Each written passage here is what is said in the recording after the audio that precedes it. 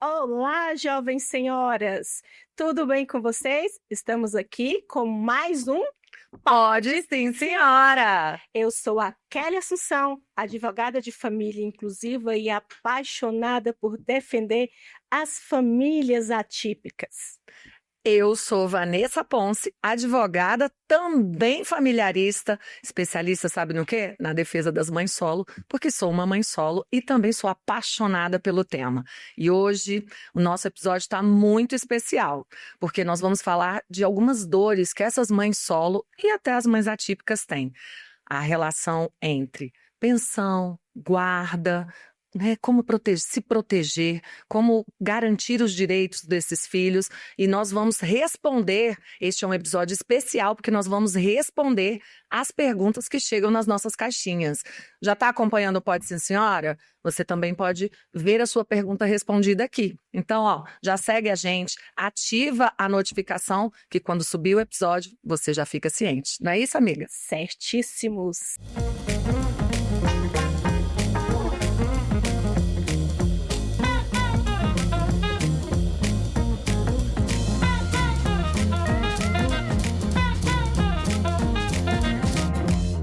Senta aqui com a gente, pega o seu café e vamos à informação relevante, porque uma mulher bem informada é uma mulher poderosa. E aqui você encontra informação.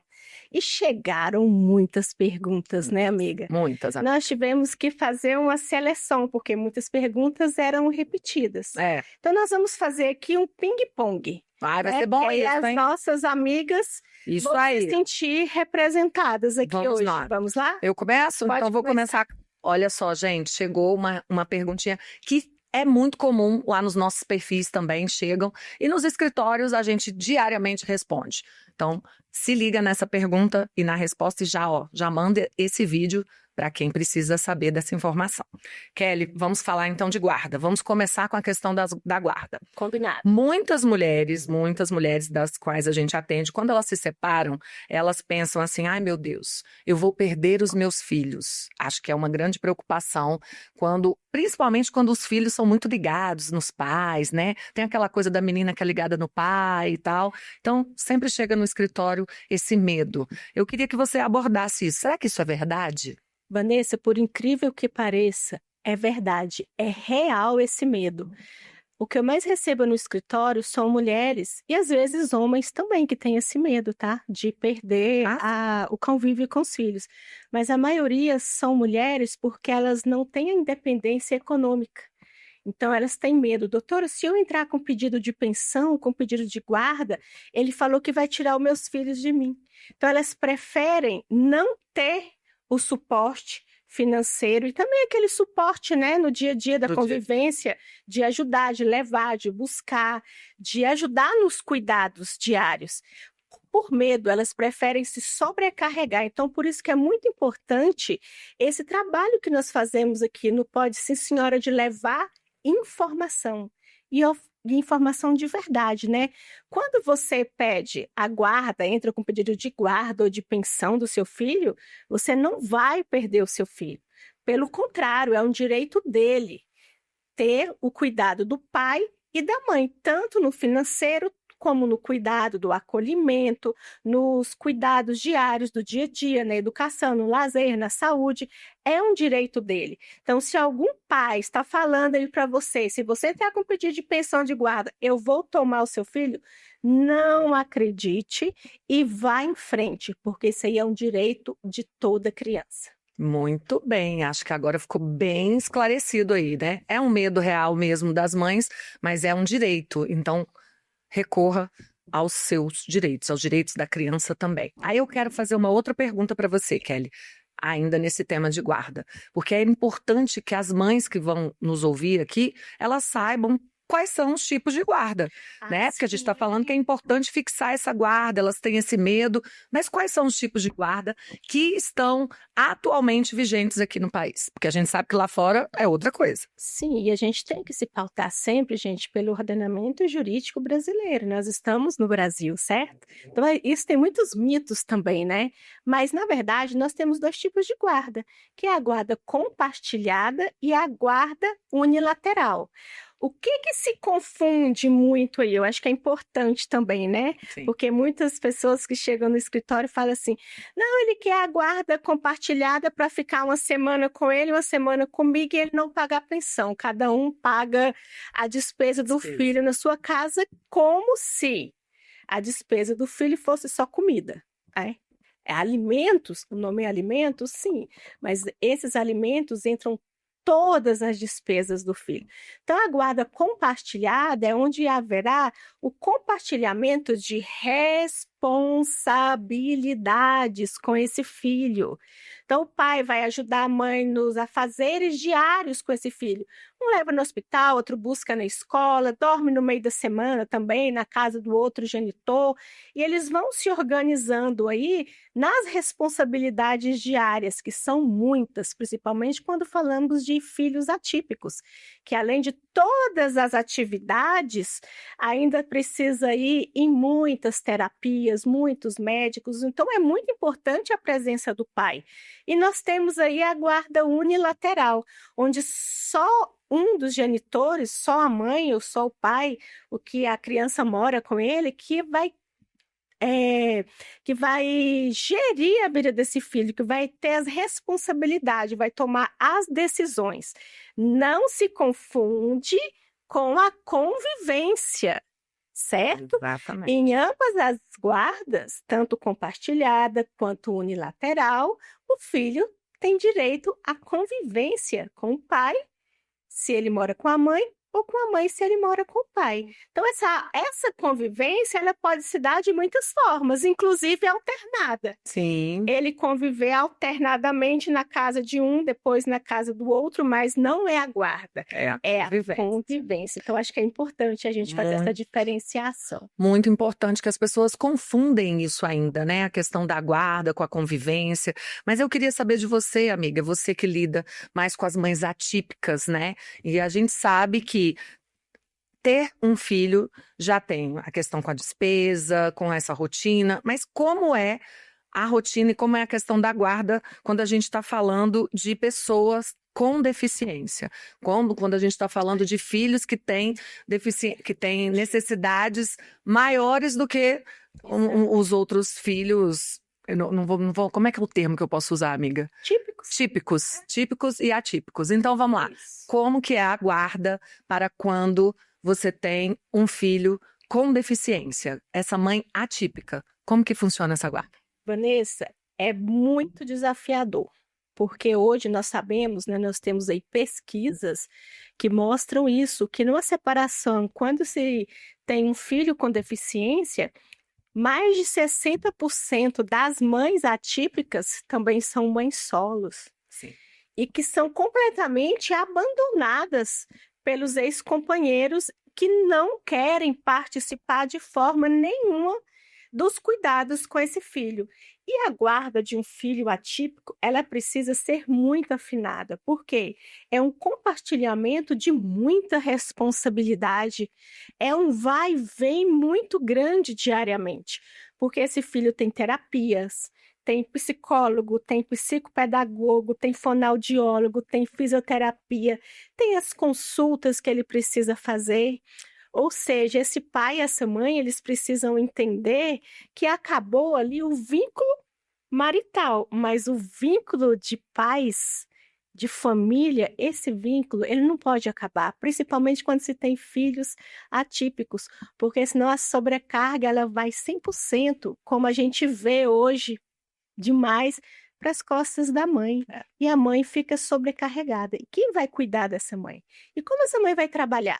Quem cuida de quem cuida, né? Exatamente, que foi justamente o tema do nosso podcast anterior, né? Com a psicóloga Flaviane. Exato. E isso é o que a gente vê todos os dias, tanto nos tribunais, quanto nas instituições que a gente trabalha, quanto nos nossos escritórios. Então, é uma guarda extremamente mais desafiadora, mas que é possível, se houver boa vontade do pai e da mãe.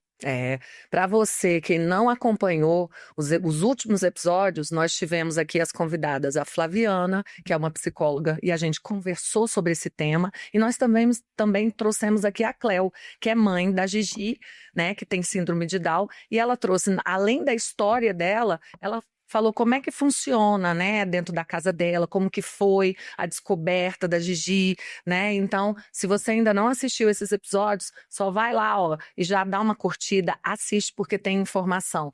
Além de jurídica, informação da psicóloga, informação da Cléo, que é uma mãe atípica, e eu tenho certeza que você vai aprender muito com elas. Tem mais pergunta, amiga? Mais coisas para você sentindo a entrevistar. Hoje eu tô demais, você viu? Daqui a pouco nós vamos inverter os papéis. Eita, daqui a pouco é minha vez. Vai passar de liso. Mas vamos lá, amiga. A gente adora conversar sobre isso, né? Então, esse episódio é dedicado para todas as mulheres e as mães que estão aqui, que já acompanham a gente, ó, desde o primeiro episódio, que gostam do nosso Pode Sim, Senhora. Então vamos lá, respondendo às dúvidas de vocês. Amiga, a gente sabe também que tem muitas mulheres sofrem ainda com a interferência dos ex, né? Nas decisões. Quando você se separa em casa, já dentro de um relacionamento, já é difícil, né? De pai e mãe, às vezes, não estão de acordo com alguma coisa ali da criação da criança e tal. E quando separa, sempre fica mais difícil. E esse diálogo tem que existir. Mas a gente sabe que tem realmente muita mulher que sofre com essa questão da interferência do ex nas decisões do dia a dia dos filhos. E aí, nesses casos, eu queria que você explicasse o que é melhor. Se é uma guarda unilateral ou se uma guarda compartilhada. Polêmica. Hoje você quer polêmica, né? Tô. Olha, nós temos esses dois tipos de guarda. Hoje, no nosso ordenamento jurídico, se prega pela guarda compartilhada, que é uma guarda que, em tese, seria para não sobrecarregar um dos genitores, para que se partilhassem de forma igualitária essas responsabilidades com os filhos. Mas o que nós vemos é justamente o contrário, é uma briga sem fim. E aí, como colocar uma guarda compartilhada? O filho tem direito a esses pais. Se os pais não conseguem se organizar para terem um convívio minimamente saudável, não é nem muito saudável, é minimamente saudável para se tomar decisões conjuntamente. Então, nesse caso, eu realmente indico a guarda unilateral para aquele genitor que está exercendo essa guarda, porque geralmente quando tem esse tipo de briga, é o outro genitor que não está e quer ali ficar, né, complicando a vida da ex-companheira, muitas vezes não quer por ciúmes, por não querer que ela volte à vida, tenha outro relacionamento. É aquele Os ressentimentos. Final da relação. Exatamente. Só que quem perde com isso? Os filhos. Então, nesse caso, coloque tudo isso no processo, por isso que é importante, gente, provas. E hoje o WhatsApp, a troca de mensagens, porque às vezes eu tive um caso que o pai chegou todo fofo, maravilhoso, lá que a mãe não deixa ele ver a criança, que ele quer guarda compartilhada, aquela história toda. Quando mostramos os prints da forma que ele se dirigia a essa mãe, de forma escrita, e os áudios, misericórdia. Eu ficaria com vergonha no lugar dele. Totalmente desrespeitoso. Como obrigar uma mãe a se comunicar todos os dias com uma... Como se ela fosse quase como uma secretária desse pai, né? Que tem que estar só, tá fazendo tarefa. Ele comeu, ele fez cocô, não é? Ele fez cocô, ele fez xixi, já limpou, já, né? Eu já tive um caso já assim peguei também. caso que chegou-se ao ponto do pai mandar tirar foto da tarefa e falar, tá tudo errado, tá horrível, rasga. Amiga. Com a mãe do lado ensinando a tarefa. A gente vê coisa nesses processos. Sim. Olha, tem um caso que o pai tirou foto, o menino estava no período de convivência paterna. Sim. E o menino passou mal com uma comida, enfim, uma coisa que qualquer criança ou até adulto passa mal, normal. Ele tirou foto do vômito da criança e mandou para a mãe. E isso depois veio parar no processo, ele acusando a mãe de estar dando uma comida não saudável para aquela Esqueceu criança. que foi na casa Ele dele? esqueceu que foi na casa Comeu? dele. Porque a alegação dele é que ele pegou a criança na escola, então foi o que a criança comeu na noite, né, anterior, no dia anterior. E aí, por isso, é que a criança estava passando mal. É cada absurdo. É. Eu só digo uma coisa. Você que é um pai que maltrata, que distrata, porque tem essa diferença do maltratar e distratar a mãe do seu filho, você pode ter certeza que você não é um pai, você é um genitor. Porque a mãe do seu filho, gente, vocês vão ser pais para toda a vida, para todo sempre. E vocês vão ter que dar um jeito, sim, de se comunicar da melhor forma e que seja respeitosa essa relação em prol dessas crianças, em prol dos filhos. Vanessa, e a gente também já passou por isso, né? Quando a gente dá esses relatos dos nossos clientes e tudo, a gente também já passou por separação, já passou por esses momentos iniciais. É um tempo, né, muito difícil, até que se consiga uma convivência minimamente pacífica. Ok, a gente entende, mas quando a gente vê esse tipo de comportamento se estender naquela linha do tempo longa que a outra parte nunca tem paz, Uhum.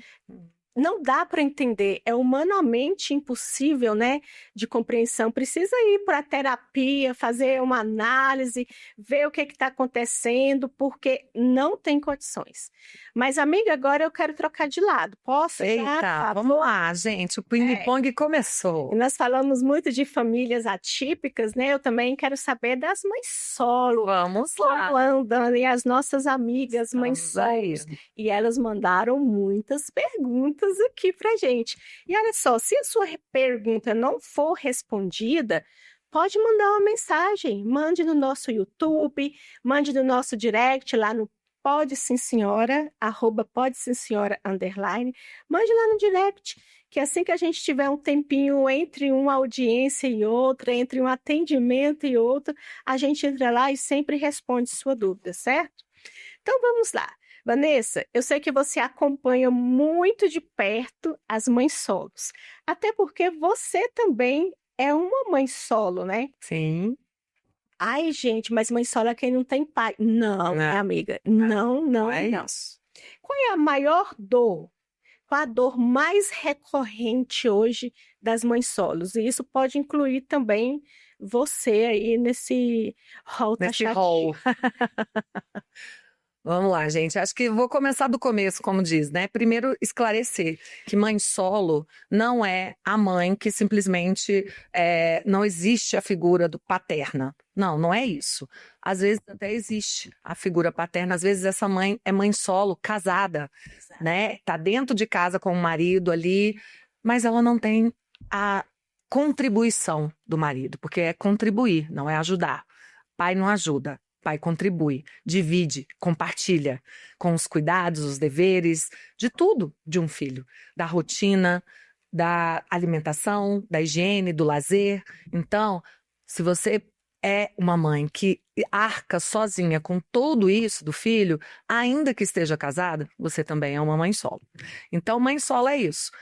Não se confunde também com a mãe solteira, porque ser mãe não tem nada a ver. Ser mãe solo não tem nada a ver com estado civil, como eu acabei de colocar. Você pode ser casada e ainda assim ser uma mãe solo, né? Então, assim, acho que é importante a gente fazer essa distinção. Agora, quando a gente fala das dores das mães solo, eu acho que acerca do tema que é a guarda, eu acho que o grande medo da mãe solo, e esse medo eu vou explicar que ele tem um porquê, ele não nasceu da noite para o dia, mas é o controle.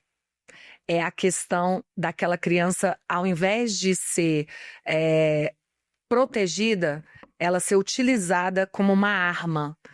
Então, quando a criança começa a ser utilizada como uma arma para atacar o outro genitor ou para controlar a guarda servindo como um ponto de controle dessa mãe, aí fica bem mais complicada a relação. Os ressentimentos que aparecem, as questões que um genitor levanta para o outro, colocando como se, essa mãe agora, porque a gente não tem mais uma relação marital, de repente ela virou a casaca, vamos colocar assim. Esse genitor não considera todas as angústias, todas as vontades e a opinião dessa mãe.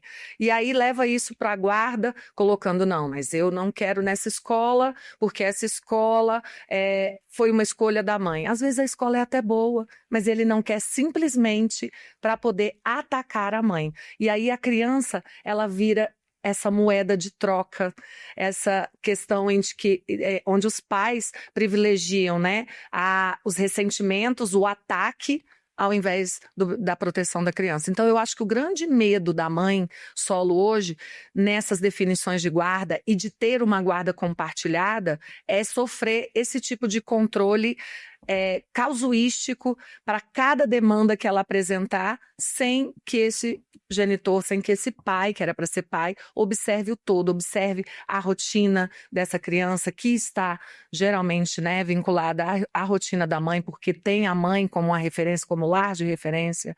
Então, eu acho que o grande medo é isso. Então, quando as mulheres batem lá no escritório e falam assim, doutora, eu vim aqui, mas eu já vou avisando, eu quero a guarda unilateral. E eu entendo por conta desses medos que elas têm, eu entendo a razão de ser delas quererem a guarda unilateral por conta disso, dessa questão da criança acaba virando um objeto, né, de manobra ali dentro dessa relação e que a gente sabe onde isso vai parar, né? Que é óbvio, eu defendo também a guarda compartilhada. Se é Sim, né, compartilhar as responsabilidades, como você colocou, amiga, estaria tudo tão lindo, né? Seria os pais, ainda que em casas separadas, ainda que eles separados, né? Seria tão bom para os filhos se a guarda fosse compartilhada e efetivamente fosse compartilhada as responsabilidades, mas não é. E a gente vê casos que às vezes é pura implicância e maldade mesmo. Sim. Essa questão de escola, ela é muito recorrente, né? Sim, sim. Esse café com essa bolachinha tá gostoso aí, amiga? viu? Eu vou tomar te café, ouvindo, então, gente. aprendendo e tomando Tati, muito obrigada pelo café, tá? Nós gostamos muito. O Pulse Estúdio, gente. O Pulse Estúdio tá bombando, minha gente. Já reservem os seus horários. Exatamente. Depois aqueles 10%, viu, Tati? Eu já tive um caso que o pai trocava a criança quase todo ano, isso foi no ensino fundamental ao médio, porque ele ficou de pagar a escola particular separada. O que acontecia? No final do ano, ele passava o ano, não pagava, mudava de escola, devendo na escola anterior, mudava de escola, devendo na escola anterior. Como mudar isso? Olha a dificuldade, porque foi acordado lá no início. Que seria, por isso que eu nunca indico também, nós vamos falar de pensão ainda, né? Sim. A pensão in natura, já anota aí para a gente falar para as nossas clientes. Mas tem também um outro medo que muitas amigas lá do Pode Sim Senhora colocaram. Doutora, é obrigatório esse pernoite alternado, a criança dormir um dia na casa do pai, um dia na casa da mãe? Isso é tão complicado e, por incrível que pareça, Vanessa, tem muitas mães exatamente nessa condição e que está em decisão judicial, mas que ela não quer viver isso, porque a criança ela fica perdida, sem uma base. Onde é a minha casa mesmo? Cadê? Onde estão minhas coisas? Sim, cada dia ela está com a mochilinha. Se morassem pelo menos no mesmo prédio, né, na mesma rua, e mesmo assim, eu acho que não justifica. Mas o que falar para essas mães? Elas querem saber, a gente consegue mudar essa decisão? Como? Tem que provar o quê? Olha, amiga, eu dou a seguinte orientação.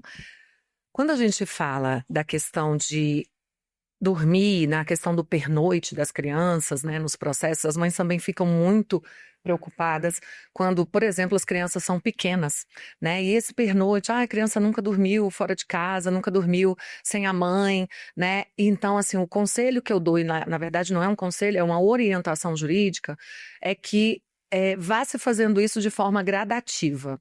A questão de, vamos alternar, uma noite com o papai, uma noite com a mamãe, uma noite com o papai, uma noite com a mamãe. Gente, isso não dá certo. A criança precisa ter essa referência de casa, de CPF mesmo, sabe? De CEP. Então, assim, é importante a convivência do pai, uma convivência harmônica com a mãe também. É importante que esse pai tenha lá na sua residência o cantinho da criança, né, que construa, porque a criança ela precisa disso. E, gente, a criança, assim como nós, adultos, às vezes quando você viaja, que você chega em casa, assim, depois de um tempo, né, viajando e tal, que você deita na sua cama, no seu quarto, que você toma banho no seu chuveiro, não dá aquela sensação gostosa? Pertencimento. O cheiro da casa é diferente. A criança também tem isso, gente. E muito mais até, porque elas são ligadas às memórias afetivas delas, estão naqueles ambientes. Então, quando há a separação, é ideal e é mais do que ideal, é necessário que esses pais entendam que as crianças precisam desse canto também lá na casa de cada um dos genitores ali, de cada um dos pais. E essa alternância, ela não é benéfica para essa criança, então vocês entrem num acordo. Ah, mas Vanessa, a gente só briga, a gente não consegue entrar num acordo, ele quer a convivência semanal, só que isso atrapalha a rotina da criança, e aí agora vai ser só a cada 15 dias, aí tem pai de um lado que reclama, eu não quero ter convivência com meu filho só a cada 15 dias, né? Então construa um plano parental mesmo, de convivência, onde você estabeleça ele ali para o seu caso, porque não existe modelo perfeito. Assim como não existe manual para criar filho, né, amiga? Cada um, às vezes, a gente fala, né? Não, você que teve 2 filhos, eu só tenho uma, né? Mas você que teve 2 filhos, criou do mesmo jeito. E as crianças são diferentes. Os adultos agora, seus filhos já são diferentes, não é? Então é isso. A gente não existe manual para isso. Mas vocês que são os pais, vocês sabem das necessidades dos seus filhos. Então criem exatamente assim, olha, estuda de manhã. De tarde vai para uma atividade ou para uma terapia, se for, né, um filho com deficiência. Então, assim, coloque num papel e verifique o que vai ficar melhor para essa rotina dessa criança. E aí, sim, faça gradativamente a questão do pernoite para essa criança não sentir tanto a ausência, né, daquele lar, da casinha dela, do canto dela, das coisas dela, e vá construindo isso. Você quer ver uma coisa que funciona muito, principalmente quando a criança é muito pequenininha ainda? É você introduzir ela nesse cenário de tipo, vou comprar a caminha. Coloca lá, vamos colocar o lençol das princesas, o lençol do... lá em casa é tudo de menina, né? Então me fala aí alguma coisa de menino, né? Sei lá, do Bob Esponja, do Homem-Aranha. Porque lá em casa é princesa que reina de... O meu bebê tem 27 anos. O seu bebê já não é um bebê, né, amiga? Então... Aí eu não sei, eu tô esperando os netos chegarem para eu saber o que vai ser. Mas eu acho que a grande orientação é essa, amiga. Eu acho que a gente tem que pensar sempre nas crianças em primeiro lugar. É verdade. E essa questão, assim, se você parar para pensar, é só dar tempo ao tempo, né? Trabalhar junto. É isso. Como pai, como mãe. Porque hoje a referência dela é aquela casinha, né? Aquele apartamento que ela morava com o pai, com a mãe, a casa, separou. É claro que ela vai ter dificuldade de adaptação. E obrigar é muito triste. Eu tenho uma cliente fora de Brasília, até que ainda está em processo, que é uma briga gigantesca, porque a criança tem 2 anos e meio e mama no peito. Qual o problema? Mas o pai exige levar a criança para dormir na casa dele. O que acontece quando ele leva? De madrugada volta. Aí é quase uma semana para recuperar o psicológico daquela criança. Olha isso. Na outra quinzena, ele quer levar de novo, porque não passa o dia, passa o dia. Com o tempo, essa convivência vai aumentando. E você falou uma coisa muito importante, fazer o plano de parentalidade. Olha só como é importante, porque aí você já faz pensando nos anos vindouros. Exatamente. Não é só hoje. A criança vai ter 1 ano hoje. Vai crescer, né? Mas amanhã ela vai ter 5, daqui a pouco ela será adolescente, daqui a pouco ela vai ser uma adulta. As necessidades mudam também, né? Totalmente. Um adolescente, ele não tem as mesmas necessidades de uma criança. Ele, de repente, quando fica adolescente, às vezes ele não quer nem na casa da mãe, nem na casa do pai. Ele já tá querendo na casa do namorado. Ou dos amiguinhos. Calma, amiga, dos amiguinhos. Ai, socorro, amiga. Então, isso é muito importante. Você falou, você chegou a um ponto aí muito importante. E as nossas amigas também, elas têm outra preocupação quanto à guarda compartilhada. Porque muitas perguntas chegaram. Ah, Kelly, ô Vanessa, mas eu tenho guarda compartilhada, mas é a mesma coisa de não ter. Infelizmente, a gente vê muito isso, né, amiga?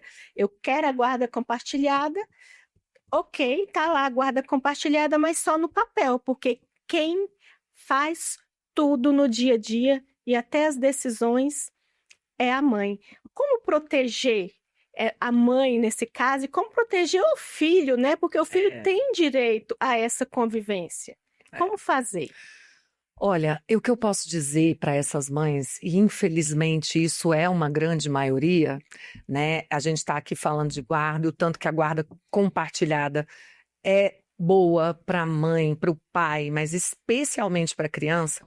Mas os relatos são muitos de guardas compartilhadas somente no papel. Ou, como a gente falou aqui no início, que utilizam essa guarda só mesmo para um ponto de controle dessa mãe, né? Para saber o que a mãe está fazendo, para saber não deixar a mãe tomar as decisões sozinha, ou até mesmo para espizinhar a mãe, para sacanear a mãe. E, infelizmente, o que eu posso dizer é: nada é para sempre, assim como a guarda também não pode ser fixada para sempre se houver uma alteração como essa, se houver uma necessidade como essa.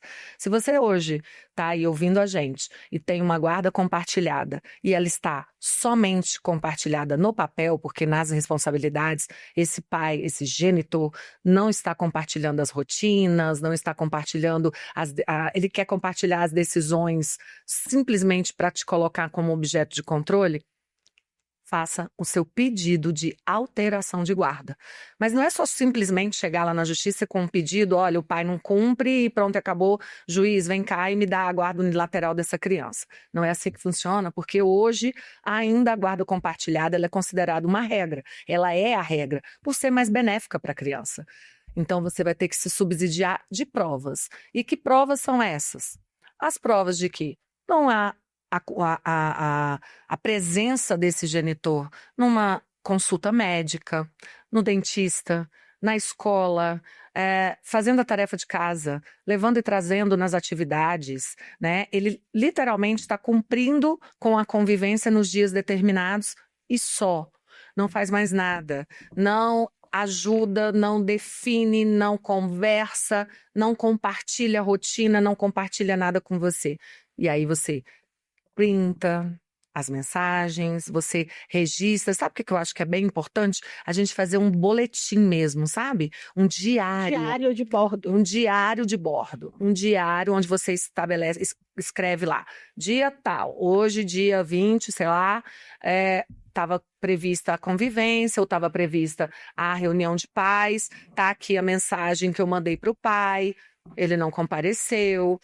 Muitos colégios hoje têm já o próprio aplicativo do colégio, onde ambos, tanto pai quanto mãe, têm acesso a esse aplicativo, e aí ambos ficam cientes de todas as atividades, acompanham as notas dos filhos, podem acompanhar a vida escolar desse filho, mas o pai não está nem aí. Então você peça esse registro, imprima ali aquele registro e leve ao processo, se subsidie também de testemunhas, né? Hoje é o dia da reunião de pais, não compareceu. Olha, eu marquei aqui o dentista, pedi para ele levar. Ele inventou uma desculpa ou ele não apareceu. Então, efetivamente, coloque tudo num papel e aí sim, munido dessas provas, ingresse na justiça e peça a alteração dessa guarda, a modificação da guarda. Como diz o ditado, né? Contra provas não há argumentos. E você pode ter toda a razão do mundo. Mãe, você pode ter toda a razão do mundo. Eu tenho certeza que você está falando a verdade, mas você não fez nenhuma prova. Como o juiz vai julgar a seu favor, a favor do seu filho? É impossível, porque a gente precisa provar. E hoje está bem mais fácil, né, Vanessa? Sim. Com todos os recursos tecnológicos aí que nós temos, dá para fazer essas provas, sim. Vanessa, nós falamos muito sobre guarda, né? Mas Sim. tem outro tema também, minha amiga, que é recorrente aqui no Pode Sim Senhora, que são dúvidas atrás de dúvidas e atrás de mais dúvidas. Vamos lá. Que é a famosa pensão alimentícia ou os alimentos. Você também recebe muita gente no seu escritório? Diariamente. Acho que é a maior demanda, né? Sim, sim. Até é a maior demanda mesmo, amiga, porque as mulheres, elas têm, como a gente falou no início, elas têm medo de fixar a guarda. Elas têm medo de procurar um escritório e falar assim, não, eu vou pedir, né, para fixar a guarda e aí o juiz vai acabar dando a guarda compartilhada e eu não quero. Então, elas não procuram os escritórios para fixar a guarda. Elas procuram os escritórios para fixar a pensão. Exatamente. Mas agora eu vou começar. Ai, meu Deus, vamos lá. Então, Vamos fazer um ping-pong? Um pra lá, um pra cá? Manda, bora. Vamos lá? Então tá. Olha só. A primeira pergunta vai ser assim, direta, Curta e grosso. curta e grossa, de cara com Kelly Assunção. Pensão alimentícia é um favor do pai? Porque a gente ouve muito pai falar isso. Eu estou fazendo favor de dar dinheiro para você. Ou é um direito do filho? É um direito e você não está fazendo favor nenhum, meu amor. Você que é pai deve pagar a pensão alimentícia porque não, é um direito da criança. E não vem com essa não de que estou pagando a pensão alimentícia, estou te fazendo um favor, mãe. Não, você não está fazendo favor nenhum. Você colocou esse filho no mundo. Você também é responsável por ele. E gerir essas despesas faz parte dessa responsabilidade. Tem um meme recorrente, né, nas redes sociais. Boa, lembra? Adoro esse meme. Ele aparece de todas as formas possíveis e imagináveis. A gente tinha até que gravar um desse, né, amiga, pro pai da senhora. Na frente do juiz, o pai, eu pago para ela R$ 300. Ela viaja, ela coloca silicone, ela faz tanta coisa. Aí o juiz, tudo bem, pai, você tem toda a razão. Vamos mudar a guarda. Inverter a guarda. A criança vai morar com você e ela vai pagar os R$ 300.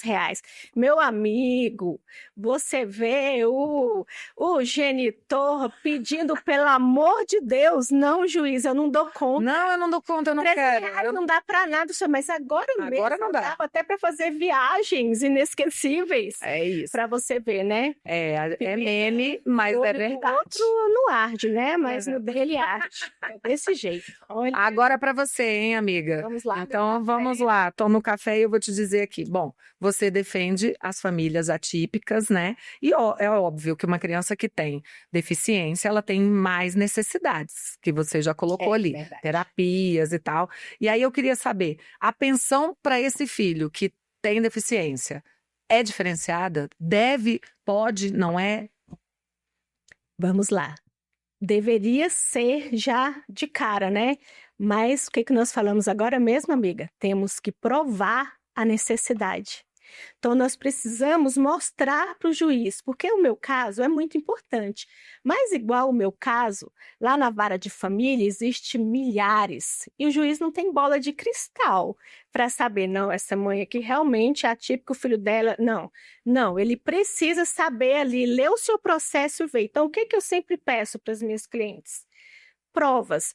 Eu quero os recibos de todas as terapias que ele faz. Importantíssimo, os laudos médicos. Os laudos médicos que atestam aquela deficiência e que atestam todas as dificuldades e necessidades dessa criança também. E quando a gente fala criança, a gente está falando criança com deficiência, mais jovens, adolescentes e até adultos também. Sim. Porque quando nós falamos de pensão para a pessoa com deficiência, ela não vai cessar aos 18 anos ou aos 24 anos, porque muitas vezes, a maioria das vezes, dependendo da deficiência, essa pessoa ela não vai para o mercado de trabalho, ela não vai conseguir se sustentar sozinha. Então, ela vai depender daquela pensão alimentícia pelo resto da vida. Então, vira e mexe que eu recebo pais que querem tirar a pensão desse filho com deficiência. Ele é um adulto de 30 anos, eu não tenho que sustentar marmanjo. Você tem que sustentar o seu filho com deficiência. E aí eu já vou falar mais uma coisa, porque isso aí é um dos mitos da pensão alimentícia. E tem vários. Mito, a pensão alimentícia tem prazo determinado. Meu amor, a pensão alimentícia ela não tem prazo determinado. Ela vai até o período da necessidade do seu filho. Se o seu filho tem uma necessidade, se ele é um deficiente, se ele tem qualquer necessidade para além daquelas de um crescimento saudável da criança, do adolescente, você vai continuar pagando como a Kelly falou. Então, isso é mito. Ah, outro mito. Ah, mas chegou com 24 anos, cessa a pensão. Pode isso? Pode não, senhora. Senhora. Pode não, senhor. É como eu coloquei, vai dentro das necessidades. Ah, mas chegou aos 18 anos, fez 18 anos, né, doutora? Agora, tô exonerado da pensão? Tá não, caboclo, você não tá exonerado não. E mais uma E o coisa, pior, a exoneração não é automática, exato, viu? ele exonera-se. Ele se exonera por conta própria, e aí a mãe bate lá no meu escritório e fala, doutor, ele parou de pagar a pensão, porque ela fez 18, e agora? Ele tá certo, né? Não tem como eu continuar recebendo, porque ela tá na faculdade, ela tá... Falei, minha querida, mas como assim ele parou de pagar? Cadê a decisão judicial aqui? Cadê a sentença que determinou que ele não pagasse mais, exonerasse ele? Então, se tá acontecendo isso aí com você, filha tá perto de fazer 18 anos, o pai já tá, azucrinando a ideia dela, falando que vai parar de pagar a pensão, ele só pode parar de pagar a pensão se o juiz determinar essa exoneração. Mais mitos aí, amiga, que Outra temos? coisa interessantíssima que sempre ocorre. Vamos supor, a pensão são R$ 500. Aí o pai paga esse mês 400, o mês que vem ele paga 350, no outro mês ele paga 150, um mês ele não paga, no outro mês ele paga no meio do mês. Não, mas eu estou pagando aqui. Tá não, querido. Ah, não, querido. Tá não, você pode ser executado sim, porque você está devendo a pensão. Exatamente. E o importante é que esses pais não entendem, eles estão tirando o quê? Do próprio filho, né, amiga? É, do próprio filho. Você quer ver uma outra Muito coisa também que é difícil. importante das mães saberem? A pensão alimentícia, quando não a outra parte, o pai não tem, por exemplo, não é fichado, não tem um emprego, né? Não é Não é seletista, não é concursado, então ela não tem como ser descontada em folha, né? Aí o que acontece? Os juízes fixam em salários mínimos. E o que tem acontecido? Vira um ano, o salário mínimo aumenta e este pai não aumenta essa pensão. Está lá para pagar um salário mínimo, que agora em 2025, R$ 1.518. Aí, quando estamos com uma previsão aí de aumento de R$ 400 no salário mínimo para 2026. Então, vamos lá colocar que vai para 1.900 e alguma coisa. E ele continua pagando R$ 1.518. Você também pode executar essa diferença, porque isso também é inadimplência. Então, você, mãe, fica ligada. Mudou o ano? Aumentou o salário mínimo? Aumenta. E essa sim deve ser um aumento automático. Esse pai tem que sim depositar o valor corrigido do salário mínimo. Certíssimo. Tem outra dúvida que é recorrente também. O pai fala assim: eu estou comprando o arroz e o feijão, mandando entregar lá, eu pago o plano de saúde, eu pago a prestação da escola, a mensalidade da escola, ainda quer que eu mando dinheiro? Meu Deus! Olha, socorro, Deus! Socorro, Deus! Isso aí é o chamado alimentos in natura. O que é isso? O pai que faz exatamente isso. Compra a fralda, manda entregar, faz uma compra de mercado, deixa lá para a criança, e ele acha que assim ele está pagando pensão alimentícia. O juiz determinou que ele tinha que dar um salário mínimo e ele está lá levando a comida, ele está lá pagando um plano de saúde de repente. Ei, você não está pagando a pensão corretamente. Isso é alimentos in natura. E você quer ver? Eu sempre oriento as minhas clientes, e eu tenho certeza que você também, amiga, a não deixar uma pensão alimentícia sempre só in natura. Você pode até aceitar. Eu sou contra a pensão in natura, tá? Mas assim, tem mãe que fala, não, pode deixar ele pagar o plano de saúde, porque o plano de saúde é vinculado ao trabalho dele, então deixa e tal, tal, tal. Enfim, se você quer deixar in natura, deixa alguma coisa que esteja vinculada, por exemplo, ao trabalho dele mesmo, se é da sua opção. Agora, se não é, faça a pensão alimentícia toda em pecúnia. Por quê, gente? Plano de saúde aumenta, aí de repente ele sai do emprego, muda o plano de saúde, quando você vai precisar, você tá sem plano de saúde, né? Então, assim, são essas as questões que a gente tem que levar em consideração, até quando a gente vai fazer um acordo de pensão alimentícia, porque eles fazem essas promessas. Tem muito genitor aí, ó, fazendo promessa de que, o melhor plano de saúde vai ser para o meu filho. Aí ele muda de empresa, e aí, babau, acabou o plano de saúde, e você ficou com um filho com febre, doente, hospital público porque simplesmente o plano estava suspenso ou não tinha mais a condição de ser utilizado. Então, gente, não façam acordos, nem fixem pensão exclusivamente in natura. Ele vai pagar a escola, vai pagar o plano de saúde, vai pagar isso, aquilo, outro. Não.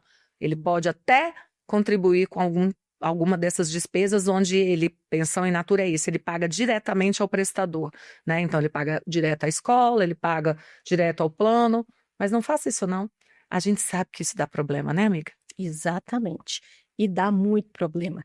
Outra dúvida recorrente que chegou nas nossas caixinhas foi justamente sobre a prisão do pagador, do devedor de pensão. Muitas mães falam assim, não compensa não resolve não vai ser preso. É difícil? É, porque a demanda, né, é gigantesca. Mas se você não fizer nada, e aí? O que você aconselharia para essas mães que estão com esse problema hoje, que é uma porcentagem muito grande de mães que não estão recebendo a pensão alimentícia em dia do genitor? O que fazer? Olha só, Kelly, eu acho que a grande orientação que fica para essa mãe que não está que o pai não está pagando essa pensão, e é recorrente, assim, é mais um medo, né, dessa mãe, que a mãe fala assim, não dá em nada, para que eu vou entrar na justiça, né? Pensão, ele não vai pagar mesmo, ele já tirou o dinheiro da conta, ele já saiu do emprego, né? Ele agora não está mais fichado, justamente para não pagar a pensão, né? Mas olha só, e aí elas falam assim, eu vou deixar isso para lá porque eu quero ter paz. Eu não vejo problema de você querer ter paz, mas a lei está aí para isso, para te socorrer, para socorrer o direito do seu filho, da sua filha. Paz você vai ter quando o seu filho estiver bem. Se o seu filho está bem, você também está bem, né? Então, assim, pai não está pagando a pensão? Executa. Mas ele ficou desempregado. Executa. Gente, não existe essa de que eu estou desempregado, eu não tenho que pagar a pensão. Esse é mais um mito da pensão alimentícia. Não existe essa de que não estou trabalhando, então eu não posso pagar a pensão. Ele botou um filho no mundo, ele tem por obrigação sustentar esse filho. Está fixado, pode ser, óbvio, né, que se ele perdeu o emprego, ele que ingresse com uma ação de redução da pensão, comprove, né, a ausência, né, de recursos dele, mas um filho não pode passar essa necessidade, não. Então, mãe, o conselho que fica, a orientação de uma advogada e de uma mãe solo é fixe os alimentos, fixe ele em pecúnia, não deixe tudo in natura, e outra, se o pai não está pagando, execute essa pensão.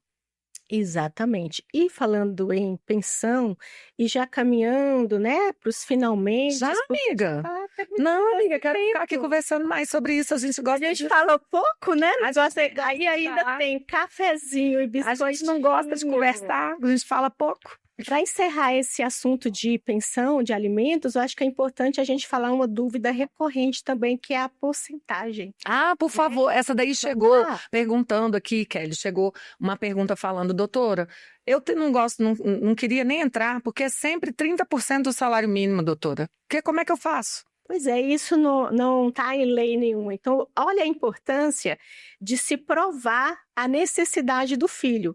Agora mesmo eu entrei com um pedido de pensão, é um filho, é uma filha só, e foi arbitrado em 22%. Olha aí. Um filho só, ou seja, do salário. E 22% da remuneração, né, amiga? Remuneração toda. É isso, gente. Por quê? Porque lá estava especificado todos os gastos. É lógico que às vezes o outro lado vem com gastos assim altíssimos. Você tem que provar que aquilo ali não são gastos mensais, aquilo ali são, né, existem situações e situações que pontuais durante o ano.